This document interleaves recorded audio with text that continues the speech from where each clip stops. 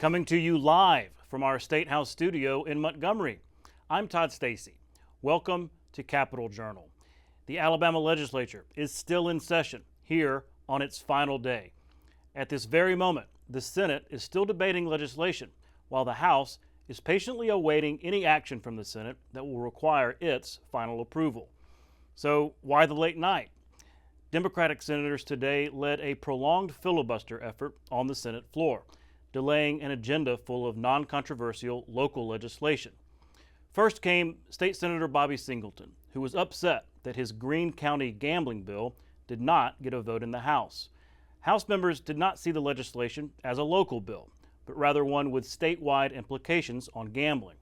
Singleton used Senate rules to procedurally slow down legislative action on each local bill that came up. As of right now, the Senate has only been able to pass 10 such bills, despite an agenda of more than 50. And later in the day, State Senator Marika Coleman protested the enactment of legislation reconstituting the Birmingham Waterworks Board. She said that law diminishes Birmingham's voice on that key panel. Here's some of their comments from the floor. And again, people, we don't have to be in this posture. We're only in this posture because this is where y'all want to be. You want to be because this is your show them you in control. We got them under control. This is what you want to show the public. And ain't nobody think about whether y'all under control or not. All they do is see me stand up here and they're going to say, Bobby Singleton and I are running the Senate. And y'all don't like that when they say that. We just want to make sure that we're being treated equally in this process. You're not going to run over us, because at the end of the day, if you take this mic and you do this, it's just time for us. That's all it is. It's just time. You waste it or I waste it. In this process, the way this goes down, I know you can't go back in your office and sit down because every 20 minutes you're going to have to vote. It's about the oath that I took to uphold the laws, the rules, and you don't change the rules because you can. Now, when it comes down to this calendar, and all of these bills on here are local bills. We've never had a calendar. This almost looked like the Big Bertha calendars. We've never had a calendar like this. Long. All of these bills are the ones that we could have passed if we had just been fair about home rule of others. And my apologies, that was State Senator Linda Coleman Madison, not State Senator Marika Coleman. And we tried catching up with the Republican leadership for their response to the Democratic filibuster, but none were available as of showtime. Of course, we'll have their thoughts after adjournment tonight, and you can catch that on Capitol Journal's Week in Review on Friday. Another reason for today's slowdown, and frankly, the last few weeks of session, has been the Back the Blue legislation aiming to offer more legal protections to police officers. House Bill 202 from State Representative Rex Reynolds would impose higher legal thresholds to prosecute or sue law enforcement officers. It would allow for the early dismissal of charges or lawsuits in which a judge deems the officer's actions lawful and constitutional. The bill has been championed by its supporters as a tool to improve police recruitment and retention, with Alabama's major cities facing severe police shortages. The Senate took up the bill this evening, and as of this broadcast is still debating it on the Senate floor. Should the bill pass, it will need to go back to the House for final passage. This defines what gives the protections that what law enforcement officers need. If a law enforcement officer is acting outside what their rules are, standards are, constitutional limits, it does not protect them. HB 202 does not protect officers from prosecution if they use constitutionally excessive force. This is something that's needed in the state of Alabama to clarify where they stand, what they do. We ask law enforcement officers to go into our communities and protect us. We ask them to take care of us, keep us safe in our homes while we sleep at night. This bill will give them the assurances that we back them and back the blue.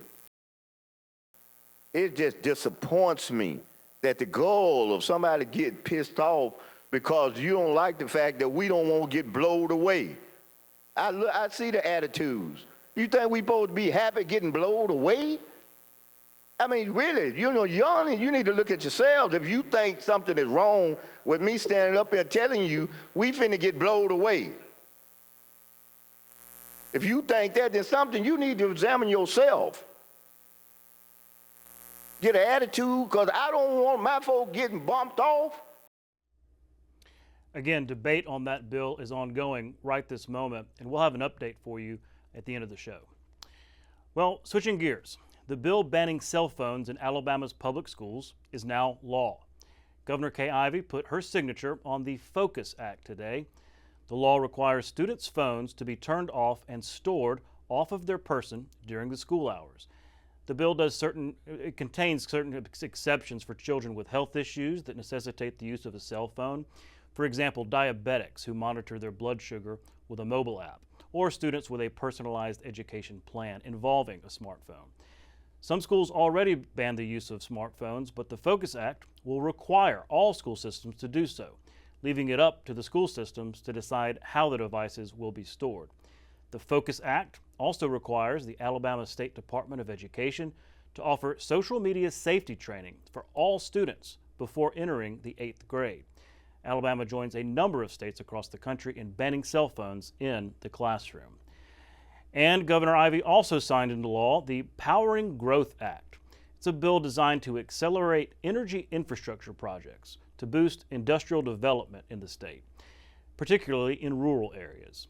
The bill will establish the Alabama Energy Infrastructure Bank, a division of the State Industrial Development Authority. It will be charged with financing energy infrastructure projects that support economic development. The law authorizes the agency to issue up to $1 billion in bonds to provide loans and other financial assistance to eligible projects.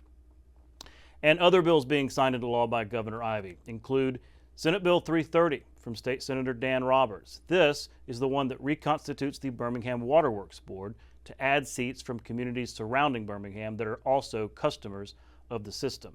Supporters say the change is necessary due to skyrocketing water and sewer fees that they attribute to a dysfunctional board.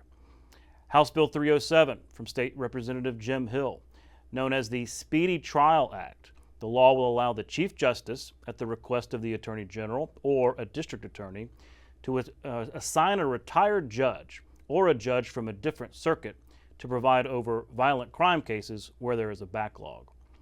House Bill 445 from State Representative Andy Whitt will limit and regulate hemp-based consumable products like vapes, gummies, and drinks containing THC or Delta-8.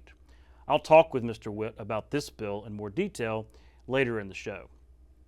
And House Bill 152 from State Representative Neil Rafferty, which eliminates state sales taxes on diapers, baby supplies, maternity clothing, and feminine products. And Mr. Rafferty will be in studio later in the show to talk about that bill.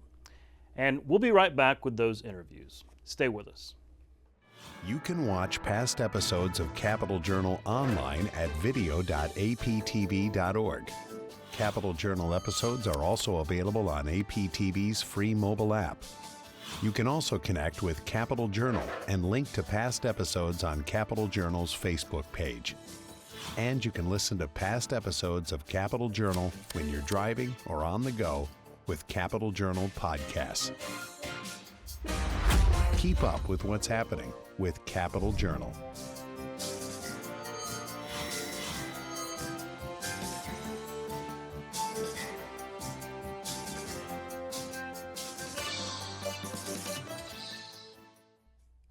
Welcome back to Capital Journal. Joining me next is State Representative Andy Whitt from Harvest, Alabama. Representative, thanks for coming on the show. Thank you for inviting me, and it's always a pleasure being here. Here we are at the end of the legislative session. We finally made it. We finally made it after several months of hard work. It's the last day. It's almost builds up like Christmas. It's here, then you rip the package open, then next day it's over with. So I think some might dispute the happiness. But we are happy to be at the end. Well, you've had some legislative success this year. I really wanted to focus on your THC bill. Sure. This was a heavy lift, and it was amended many times, public hearings. I mean, you had some pushback. Can you just first remind our audience what the bill does and why? Sure, and I'll be glad. And let me build the backstory of why we're here today. The hemp industry was basically the Wild West since the 2018 Farm Bill, and it created numerous loopholes in the state of Alabama. And it began with edibles, it began then with gummies at our local convenience stores, it morphed into THC-infused beverages, and then it morphed into also beverages being sold at restaurants, bars, things of that nature. As I spoke in committee, you could come down 65 and get a 50 milligram THC-infused slushy on your way to the beach. So, Really? yeah, it was a lot of scary products out there, and in the committee meetings and even on the floor, I brought some of the samples and things for the members, because this is a lot of products they're not familiar with. But I think all of Alabama is that visits the convenience stores sees all of the Delta 8, 9. I know they see the flags and the vape shops and things like that that's advertising these drugs basically and synthetics that are targeting our children. Understand there is no State Department that's over those. ALEA doesn't manage it, the Health Department doesn't manage it, and ABC doesn't manage it. So no one has the authority to go in. Todd, you and I could make this product and put it in convenience stores and sell it. That's the way Without any approval? Without any approval, any testing, any regulation, or anything. So, you know, how safe is that? It's not safe. And I can show you multiple emails, phone calls, text messages that I've received across the state where children had ingested this product and ended up contacting the Alabama Poison Control, ended up being in a coma, etc. Maybe med-flighted from their local hospital. I purchased some product that 1/16 of the gummy was considered a serving size of that gummy. Well, you know as well as I do, a child or a high school or maybe even adult would not flip the package over to see that one serving portion was 1/16 of that gummy. That 1/16 contained over 200 milligrams of Delta 8. It contained Delta 9, THC, and other drugs.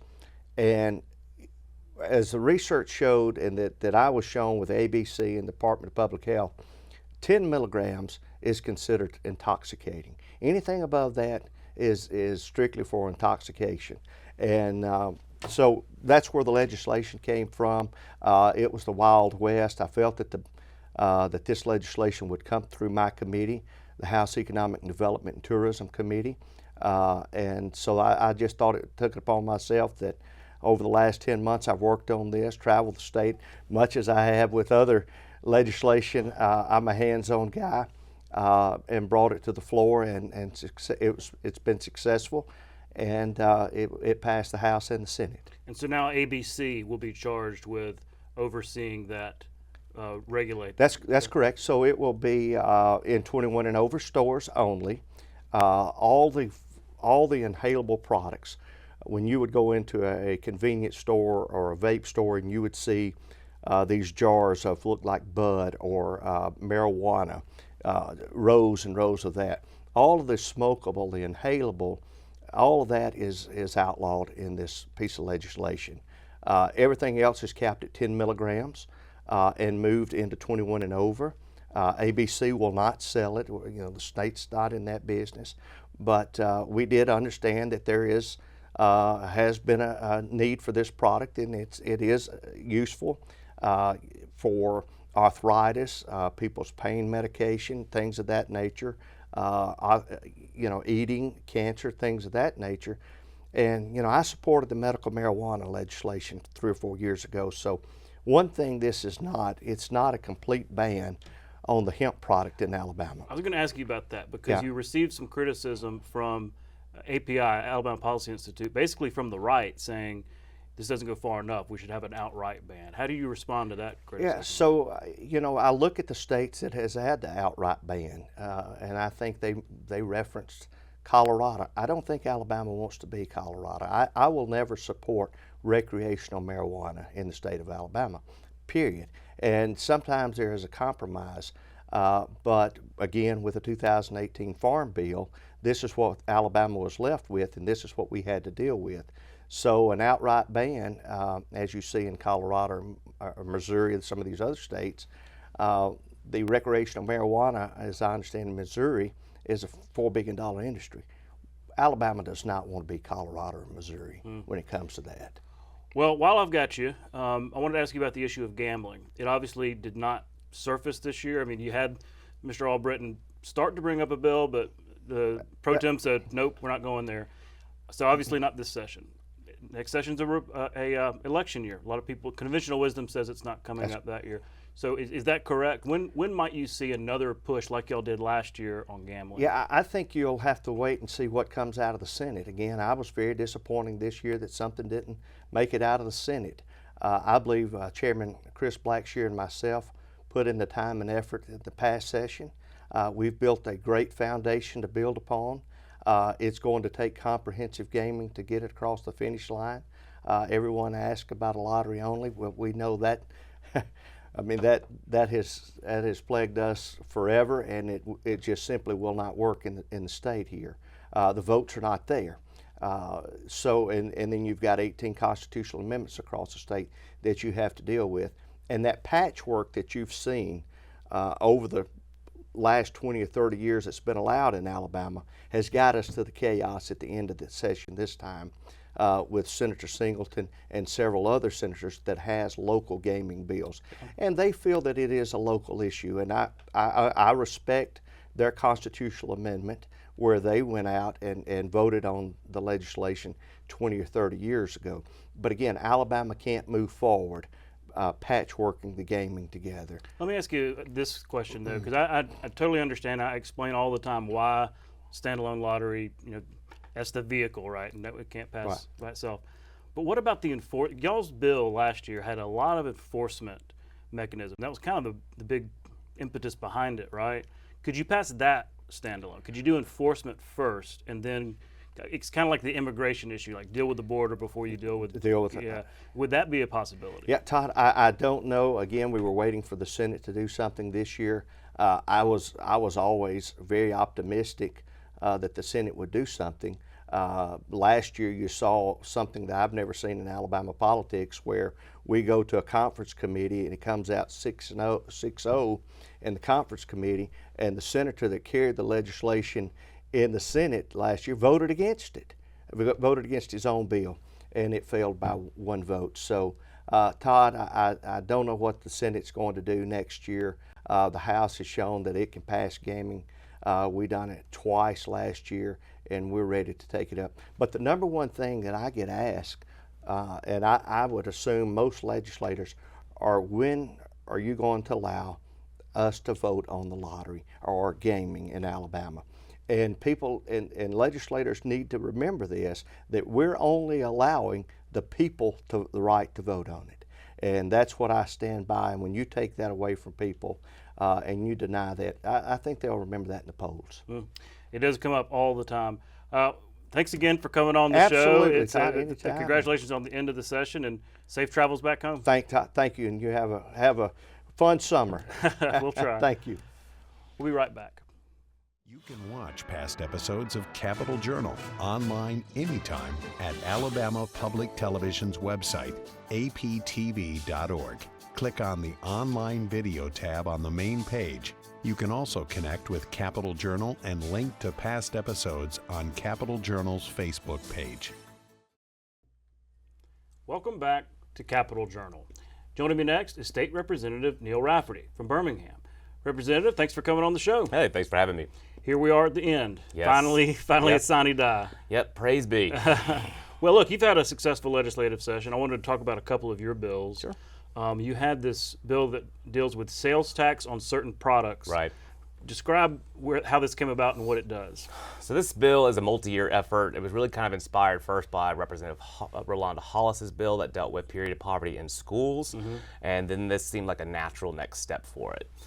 So what the bill does is it eliminates the state's portion of the sales tax from menstrual hygiene products, diapers, breast pumping equipment, formula, maternity clothes, baby wipes, and some other really essential needs that young families and people with young children need on a day-to-day basis. So we're hoping to, put a little bit more money into their pocket so that they can maybe put it towards investing for college or buying their first home or something along those lines. Yeah, making those products more affordable. I mean, it is. It's tough to make ends meet for a lot of families out there, and even that little bit of sales tax off, it can make a big difference. Is that kind of the idea? That is definitely the idea. I mean, I have many young families around in my immediate neighborhood, and just kind of going around and asking them how much you think this will help them, and they're saying, upwards of like $1,000 to $2,000 a year that they're going to be saving just for themselves. That's real money.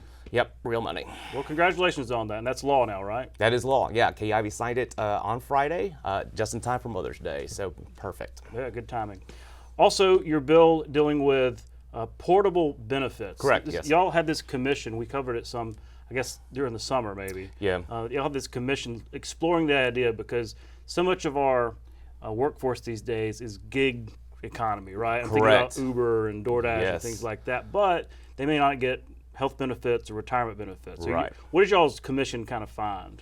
So we found that there's a couple of our states that are trying to do something, but my co-chair, Senator Orr, and I were very insistent on making sure that we make something that works very well here in Alabama and for Alabama.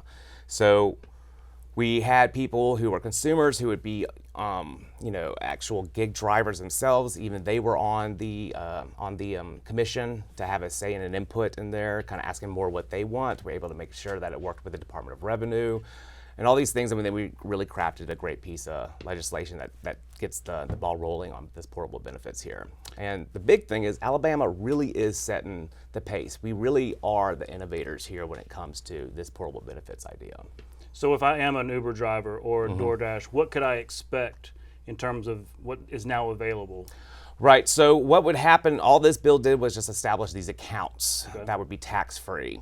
That would be then used to accrue money that you would match with whatever platform-based app that you're using to put the money in there, and then you can use it for things like sick leave, maternity leave, paternity leave, possibly even paying for healthcare premiums and that kind of thing as well. And you can take it from job to job. And you can take it from job to job. So it'll allow them to establish this relationship or this contract with that app. To then match them as far as how much money they're putting into that account. I see. So Uber, DoorDash, I know I'm singling those out. There's a ton of these Right. A lot of them now are offering some kind of match, but you've got to have the account first. But you got to have the account first, right? You have the account to make sure that it is used appropriately and for the reasons that it's supposed to be used, as well as for the tax-free part of the account as well. Well, congratulations. Two interesting bills, two bipartisan bills. So much, we talk all the time. A lot of stuff that gets the headlines is the bickering and the really partisan things, but good examples of two bipartisan bills that really weren't controversial, just complicated. Complicated and required a lot of work to kind of make sure we're working through all the processes to make sure that we're creating something that's actually useful and beneficial, not just something that you want to get out there so you can make a headline, but something that can actually really make a difference in people's lives. Yeah, absolutely. Well, congratulations on the end of another Appreciate session. I guess we'll be back in January. Yep, be back in January. Maybe See you sooner. Then. Maybe sooner. You never know, right? All right. Well, thanks again for your time. Hey, thank you, Todd. We'll be right back. You can watch past episodes of Capitol Journal online anytime at Alabama Public Television's website, aptv.org. Click on the Online Video tab on the main page. You can also connect with Capitol Journal and link to past episodes on Capitol Journal's Facebook page.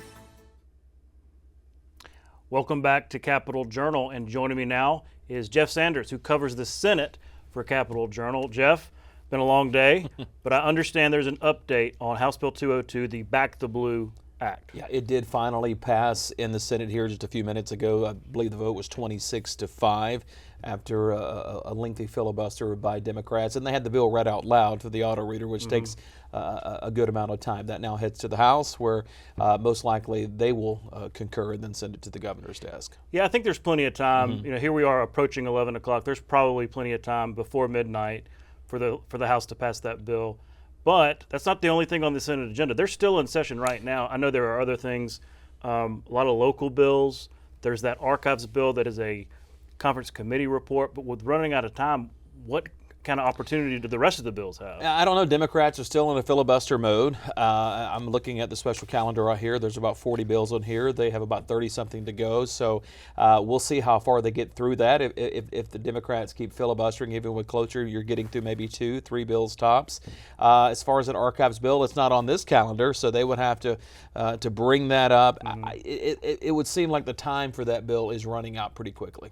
Yeah, and again, if it comes back up, seems like all they would have to do is filibuster it again, maybe even do a Reddit link thing again. When you're running out of time, you're just kind of against the wall. You're against the wall. And that conference committee today, what they did was they removed the House amendment, which took away Senate confirmation. So it's the original Senate version basically now. But again, it's time. I mean, it's 10:55. It just seems like it's going to be hard to get to. Right, and that's an interesting way to put it, because when it came out of committee, conference committee, Democrats say, okay, well, we're fine with it.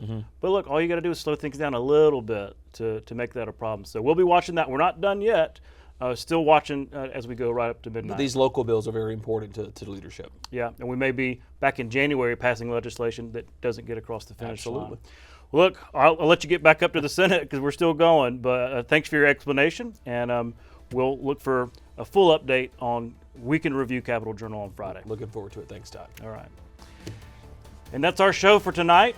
Thanks for watching. We'll be back on Friday with our Capitol Journal Week in Review, 7:30 here on APT.